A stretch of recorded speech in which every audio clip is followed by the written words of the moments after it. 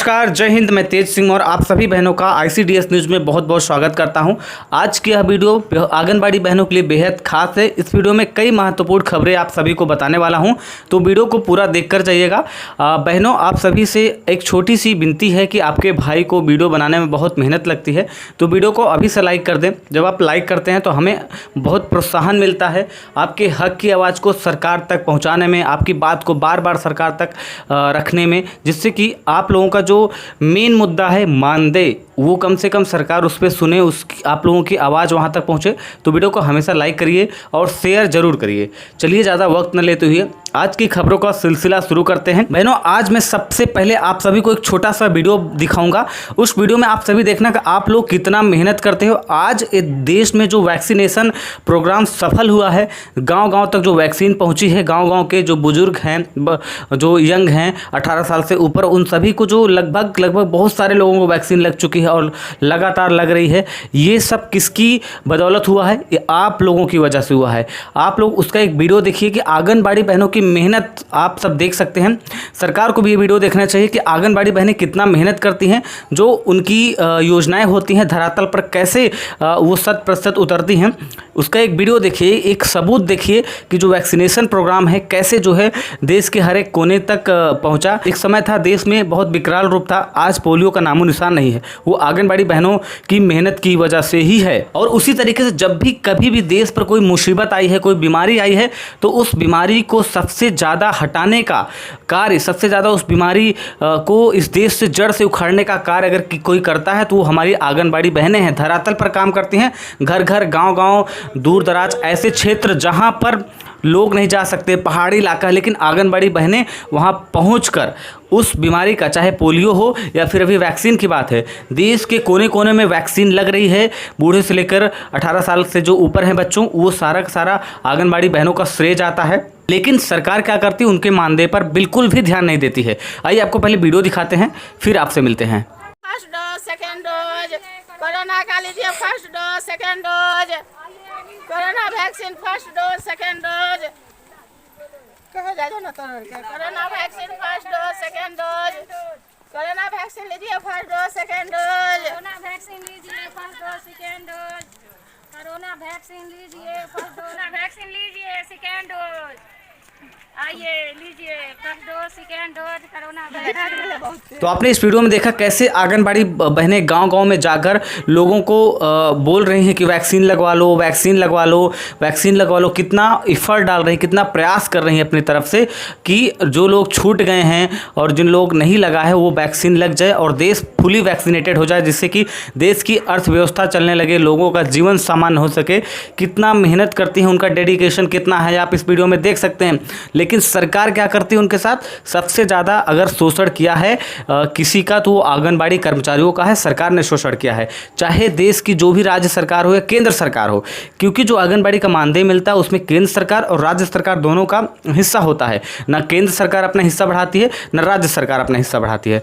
आंगनबाड़ी बहनों को जब भी चुनाव होता है, सभी राज्य की सरकारें ज़्यादातर कहती हैं कि उनको सम्मानजनक मानदेय दिया जाएगा, लेकिन चुनाव जीत जाने के बाद वो भूल जाते हैं कि आंगनबाड़ी बहनें कौन है, और वो भी ये भूल जाते हैं कि आंगनबाड़ी बहनें कितना महत्वपूर्ण। लोग सरकारें ये भी भूल जाती हैं कि आंगनबाड़ी बहनों देश के लिए कितना महत्वपूर्ण है। वो जो देश के छोटे बच्चे होते हैं उनका वो भविष्य संवारती हैं, और इसके साथ साथ देश में जो भी आपदा आती है, बीमारी होती है, उसमें सबसे ज़्यादा योगदान उस बीमारी को हटाने में आंगनबाड़ी बहनों को होता है। उदाहरण देख लीजिए, पहला पोलियो है, दूसरा जो है जो बड़ी आपदा है वो कोरोना है। इन दोनों में सबसे ज़्यादा काम किसने किया है? आंगनबाड़ी बहनों ने।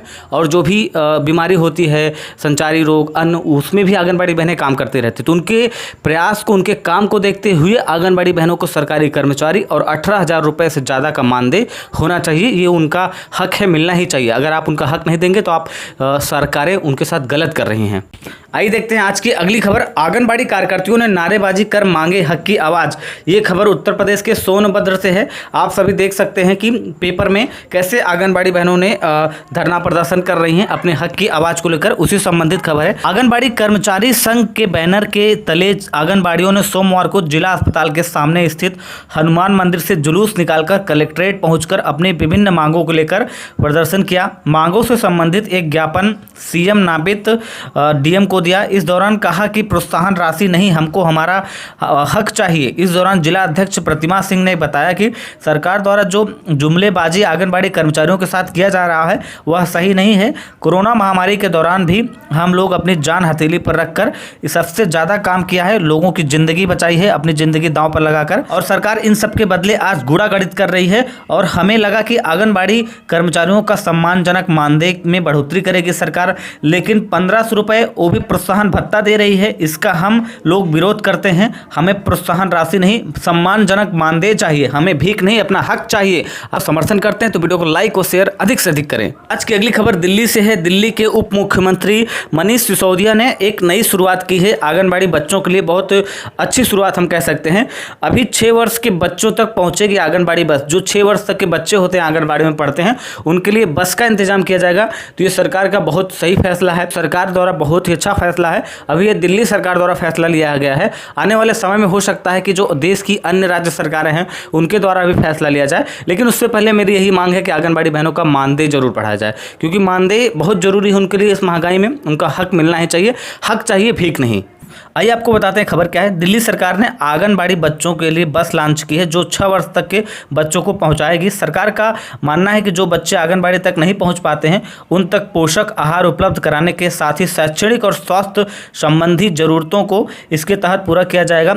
सोमवार को अंतर्राष्ट्रीय बालिका दिवस पर उप मुख्यमंत्री मनीष सिसोदिया ने आंगनबाड़ी ऑन व्हील्स कार्यक्रम की शुरुआत की। उन्होंने कहा कि हर एक बच्चे को बेहतर सुविधा देने के प्रति दिल्ली सरकार प्रतिबद्ध है। यह अनूठा प्रयास है जिसके जरिए 6 वर्ष तक की आयु के हर बच्चे को आंगनबाड़ी से जुड़ी सुविधाएं मुहैया कराई जाएंगी।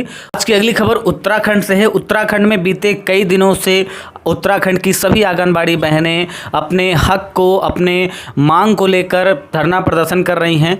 आप सबसे पहले यह वीडियो देखिए। यह वीडियो है चंपावत में कलेक्ट्रेट पर गरजे जिले भर के आंगनबाड़ी कार्यकर्ता। चुनाव में सरकार को सबक सिखाने का किया बड़ा ऐलान। तो आप एक वीडियो देखिए कि आंगनबाड़ी बहनों का धरना प्रदर्शन कितना विकराल रूप है। वो अपने हक की मांग कर रही है, कोई भीख नहीं मांग रही सरकार से। हक दीजिए, भीख नहीं।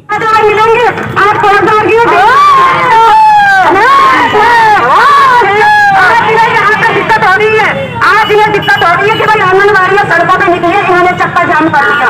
तो भैया पब्लिक भी समझती है कि जब दिल्ली नेता रोडों पे निकलते हैं वो भी 4-4 घंटे चक्का जाम लगा देता है। वो नेता फिर क्या देके जाता है भाई? और उस नेता के लिए तुम लोग भी भीड़ जमा कर देते हैं और वो अपना फर्जी भाषण देकर फिर वापिस चला जाता है और 5 साल बाद फिर वोट मांगने आ जाता है। और आप लोग दिल से बात करते हो, ये बड़े शर्म की बात है। मैं कह रही हूँ हमें विपक्ष का भी साथ नहीं चाहिए, हमें किसी भी राजनीतिक दल का साथ नहीं चाहिए। ये उत्तराखंड की मातृशक्ति है, इस मातृशक्ति की बदौलत हमें उत्तराखंड मिला है। उत्तराखंड का उनका अधिकार है, वो अपने अधिकारों की लड़ाई लड़ रही है। अब ये वीडियो में देखा कैसे आंगनबाड़ी बहनों का गुस्सा 7वें आसमान पे है। वो अपने हक के लिए सरकार से मांग रही हैं, लेकिन सरकार अंधी बहरी गूंगी बनी हुई है। तो उसी संबंधित खबर है उत्तराखंड के चंपावत से है। जिले भर से पहुंची आंगनबाड़ी कार्यकर्ताओं ने कलेक्ट्रेट में शक्ति प्रदर्शन किया। उन्होंने मांग न माने जाने पर आगामी विधानसभा चुनाव में सरकार को सबक सिखाने की चेतावनी दी। कहा कि सरकार उनके साथ सौतेला व्यवहार कर रही है। मुख्यमंत्री के आश्वासन के बाद भी आज तक उनकी मांगे पूरी नहीं हुई है। तो उत्तराखंड के जो पिछले मुख्यमंत्री थे पूर्व, उनका नाम था पुष्कर सिंह धामी, उन्होंने आंगनबाड़ी बहनों को आश्वासन दिया था कि उनकी मांगे मानी जाएगी, उनका मानदेय बढ़ाया जाएगा। लेकिन जो नए मुख्यमंत्री आए हैं और वहाँ के जो बाल विकास महिला मंत्री हैं रेखा आर्या, उसके बाद से उन लोगों ने कोई भी कदम नहीं उठाया आंगनबाड़ी बहनों की मांगों को मानने के लिए। आंगनबाड़ी बहनों, आज के इस वीडियो में बस इतना ही। कल आपसे फिर मिलेंगे इसी समय इसी चैनल पर। तो अगर आपने अभी तक वीडियो नहीं लाइक किया है तो वीडियो को लाइक करें और अपने व्हाट्सएप ग्रुप में शेयर करें, जिससे कि जो आपकी बात है, बार बार हम लोग आपका मानदेय मुद्दा क्यों उठाते हैं, जिससे कि आपकी बात बार बार मीडिया में आए, यूट्यूब पर आए, लोगों में फैले, लोगों में शेयर हो, तो तभी सरकार के पास जाएगी, तभी आपका मुद्दा ऊपर उठेगा।